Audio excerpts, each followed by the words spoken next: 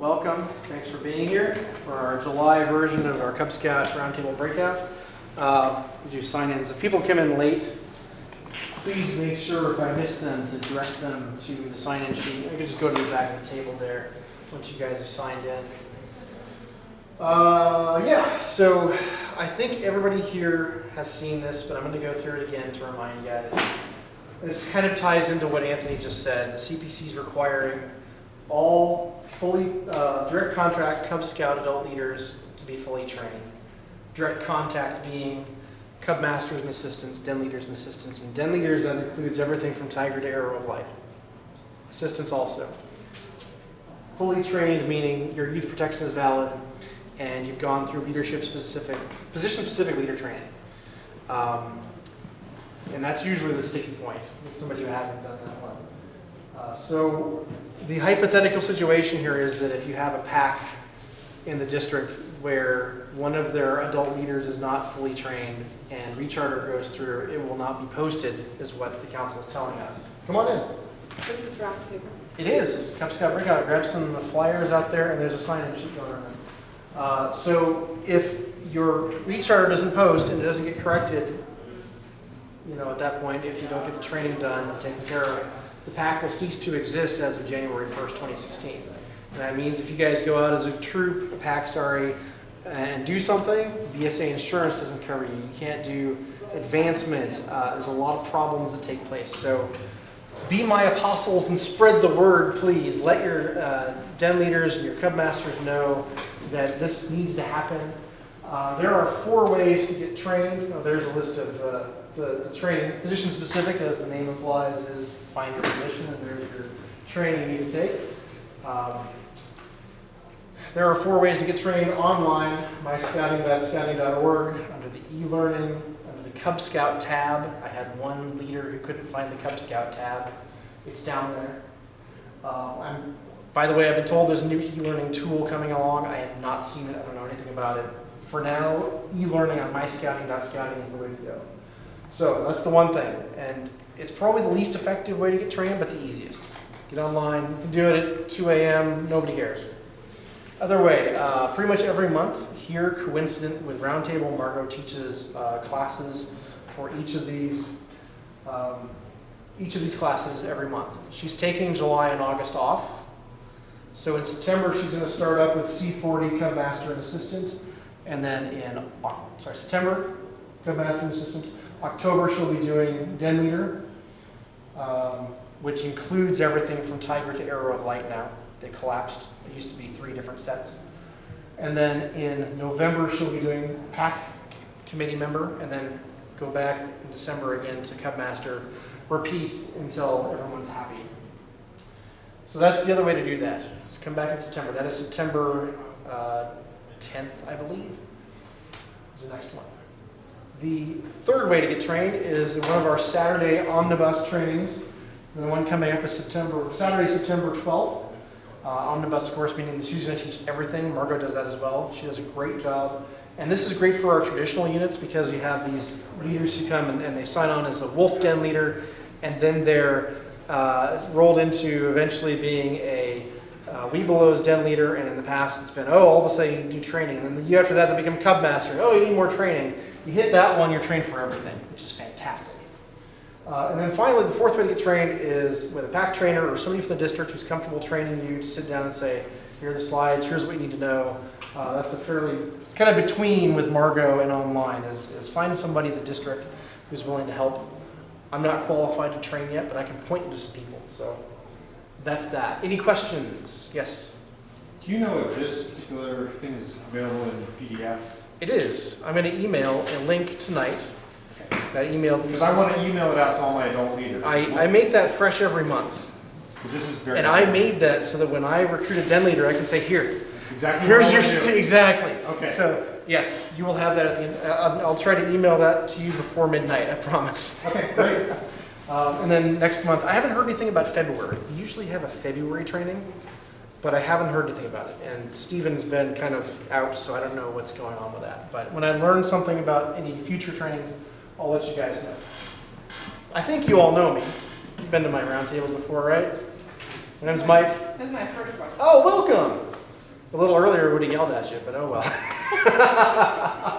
My name is Mike. I'm the Cub Scout Roundtable Commissioner here in the Sunset Trail District.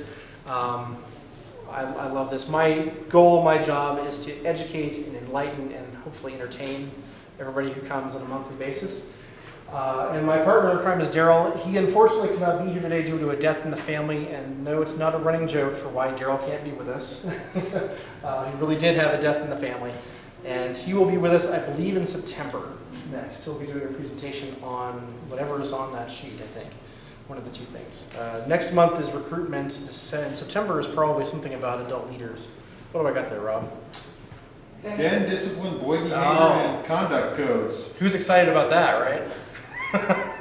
we have a really good code of conduct to share, and there's some really good information about den discipline. And Daryl actually went to that course at University of Scouting, so we're going to try to present it in sort of a more inclusive way.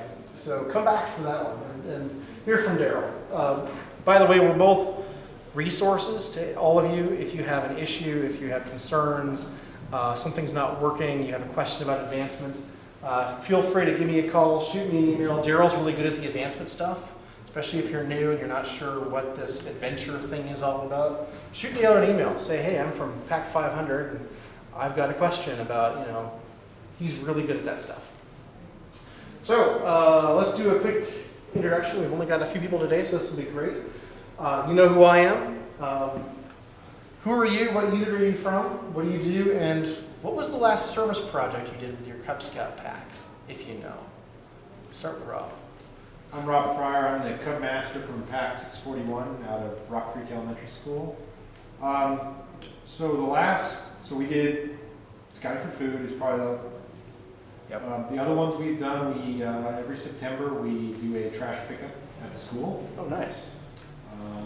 That's a good one for Cub Scouts. It's a great one for Cub Scouts. Have a lot of fun with that. We do a combination trash pickup stomp rockets. Stomp rockets is you make rockets out of newspaper and you launch them using 2 beer bottles. Yeah. So we spend 20 minutes picking up trash around the school, and then we go in the back and we launch newspaper. And have some fun after Yeah, have some fun. Absolutely, that's excellent. Thank you. All right.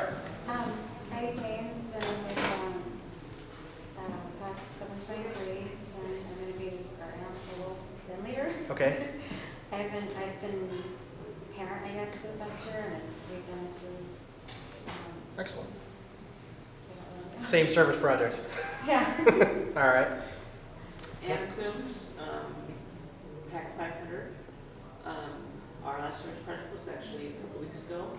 We did the clean water services, All right. and I brought stuff for you guys to find out because it was a great service project, easy to do. They provide all the materials. They like 8-year-olds, and even the whole families could participate. Great. You could do it anytime you want. And So did you send me slides or like a flyer? a flyer. Okay, what I'll do is I'll post the flyer up tonight. She sent me a flyer from Clean Water, so Excellent. she could do it. Just tells the information. Okay. She's a contact. You have to go out to, only thing is you have to go up to the Jackson Bottom Flats Oh, I love Jackson Bottom. That's a great to place. pick up your stuff. Oh, yeah, because that's kind of their headquarters, right? Yeah, okay. Great. But I brought copies of stuff. Do you have to make sure now or I'll do that? You could just put copies on the table then. Well, Just I mean, pass them copies around. of the flyer, but I just brought Okay. copies of like, we had some leftover stuff. So basically they have you put these little patches. You've probably seen them on our drains in our areas. Okay. Okay, so you put these little patches down, they give you the glue. Okay. So this is The only what you thing did that we just were recently. held back by was the fact that so few people have wire brushes anymore. We Okay. had 2, so, but you could do, we did 187 homes and Wow. 40 of these in 1 hour. That's great. So, Good. How Hold on many to that. boys and adults do you have? we had 47 and we had kind of brothers and sisters, little kids, everybody. Okay. So So, why don't you hold on to that for a little bit? We'll get into the, and we can have you come up and talk about some of that in just a few Yeah, minutes. it's really an easy one to That's do. great. I never even knew that existed. This is exactly Well, my why. son did this as an Eagle project like 20 years ago. So Really? they painted them. Yeah, okay. You know, they used Oh, to stencil yeah. on a drain. Yeah. Now they got the little patches. Okay, So very cool. when they transferred me from, if you talk to the water people, Yeah, then I asked about service price. She said, oh, go talk to Clean Water. So then they transferred Right. me out there. excellent. Okay, hold on to those And things she's- and we'll, and she also has planting ones coming up too. oh, very nice. Thank you. Okay. Okay, and our new member. Rachel White, I'm with You're obviously a Weebelow's den leader. I am. Can you tell You're I'm sporting the all out? colors. I love it. We had whatever inspection, so we scored a lot of points because I have a hat. There you go. And the last activity, service project we did is we went to Beacon Rock for our hike, Okay. for the 3-mile hike, and Yeah. we contacted that state park and we did cleanup along the shore, Oh, excellent. which was awesome because it was very clean, which was a little frustrating as well. I mean, like awesome, but Yep. that was, but Mhm. I would suggest, Yeah. Okay. I mean, it's a perfect hike Yeah. for these boys. That's very nice. And I presented about for the past couple months a similar hike at Tryon Creek to cover some of the Weebelow's new requirements. And one of my thoughts was, okay, if you're going to go on a 3-mile hike and you have this requirement to do a service project, Right. take along some plastic bags and pick up litter if there's any, right? It's perfect for Cub Scouts. Or you could contact something like a state park that has an interpretive center there. You could ask them, hey, is there something we can do a couple weeks in advance, whether it be at Tryon Creek, you could do stuff like native plant removal kind of thing. And they have a big thing there with English ivy. And Beacon Rock, I don't think has quite that. That's a fantastic project to go have a hike, do a little thing, make a day out of it. That's It was fantastic. awesome. We hit the ice cream on the way home. Absolutely. It was great. Fantastic, thank you. All right, so our agenda today, we got through welcome introductions, and I beat you over the head with training info again. Thanks for sitting through that. Are you fully trained yet, may I ask?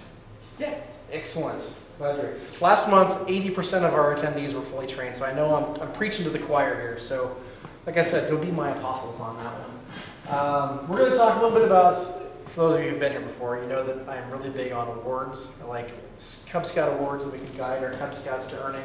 And I also like awards that we as Scouters can earn. I'm going to present 2 really quickly today that we both, Cub Scouts, Boy Scouts, adult leaders, venture crew, we can all earn these things. The interpreter script, and I'll talk a little bit about the amateur radio operator script. They're really straightforward, and it's the kind of thing that for a lot of us, if you're bilingual or you have an amateur radio license, it's a no-brainer. Just put it on your uniform. We'll do the Mosquito Chair. There are 2 versions of that. I have this theory that cheers are vastly underused in Cub Scouts, so I'd like to present a cheer. And then we'll get into our interest topics of service projects, both community service and conservation service. I kind of break it up into those 2 things. You'll see that in a little bit. And then I'll segue into Journey to Excellence. So I had this about 2 months ago. I mentioned Journey to Excellence, and I got the Journey to what response.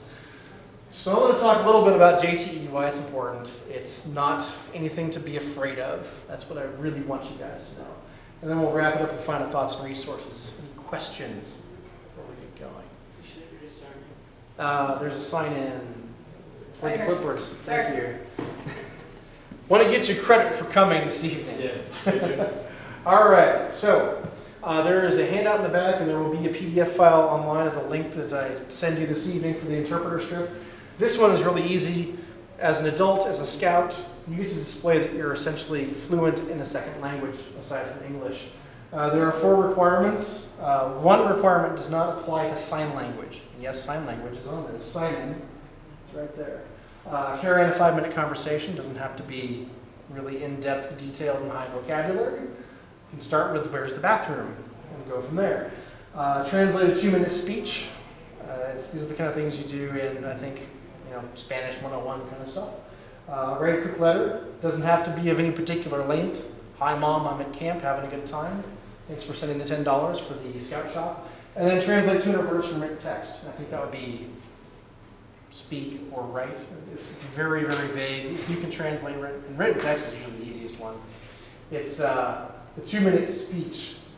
Stuff goes by really fast.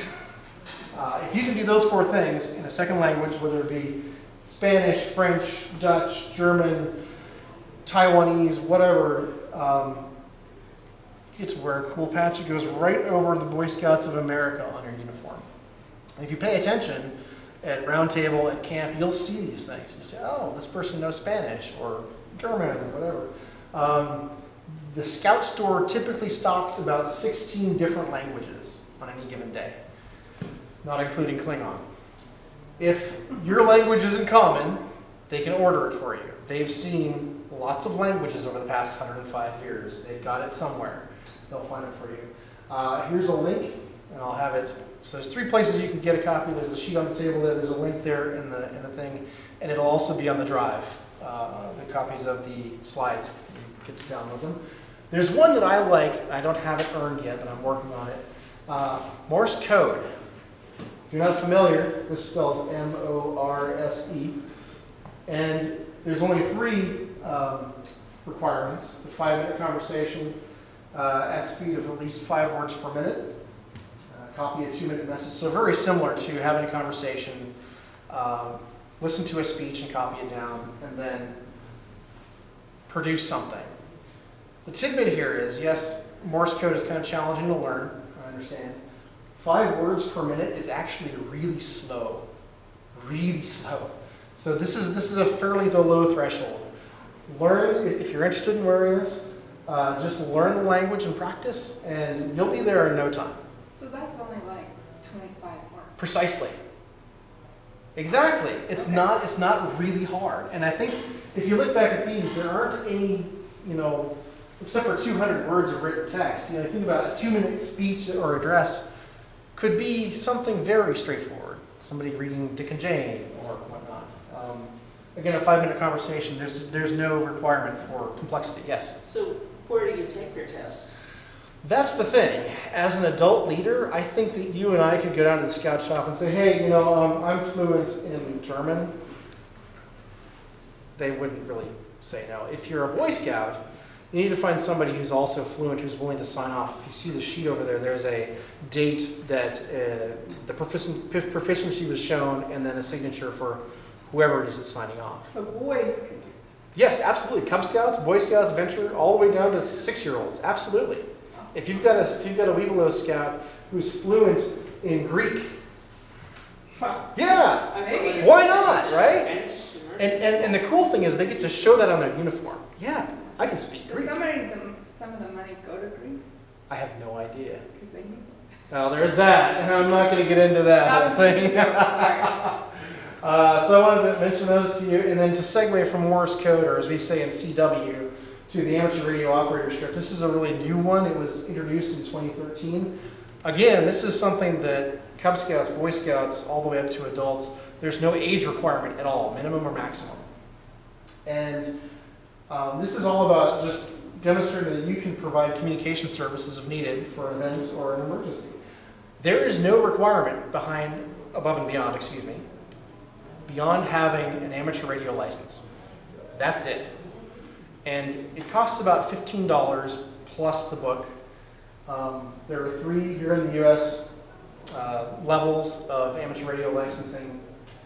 I'm not going to get into the details of that. It's kind of a cool hobby. It's relatively inexpensive to get into. It can get really crazy if you get really into it. If you're interested, if you have a Cub Scout or a Boy Scout who's interested in something like this, the Amateur Radio Relay League, this is the place to start. They have websites about where to find groups and stuff like that. QRZ is a online forum, might be helpful. There's a local group where I took my test. The Oregon, let's see, I can't remember the acronym, ODVARC. They're over in Hillsboro. It's a great group of people. They do every month amateur radio tests. They charge about $14 or $15 to take a test, and if you pass, you're done, you're licensed. And you can wear the cool patch. And I pointed on Amazon here where you can go buy the Technician's Class manual. Again, a 6-year-old Cub Scout can earn this if they can do the math. There is some math involved. There's some technical stuff. If you have a person in your family or in your pack who is technically inclined, it's a good place to have a coach. So that's the amateur radio operator strip. Any questions? It's a cool one. All right, our last thing before we get to our big thing is the Mosquito Chair. Does anybody know the Mosquito Chair? There are 2 versions to it. And since nobody said they had a interpreter strip, I guess we're not going to cheer for our interpreter in the room. But this is how it goes. The first version is there's a mosquito in the room, and everybody has to buzz like a mosquito. He's a bzzz. And then we all clap at the same time. He goes, 1, 2, 3, clap. Got the mosquito. The other one is that everybody in the room just starts, oh, mosquitoes everywhere. And you have a room full of Cub Scouts doing this, and it just gets to be nice and noisy. And that's the other Mosquito Chair. So you pick the one that you like. If you have a room full of 50 Cub Scouts all over the body, it's hilarious. And I've been to some Boy Scout camps that were mosquito ridden, so it works. The Mosquito Chair.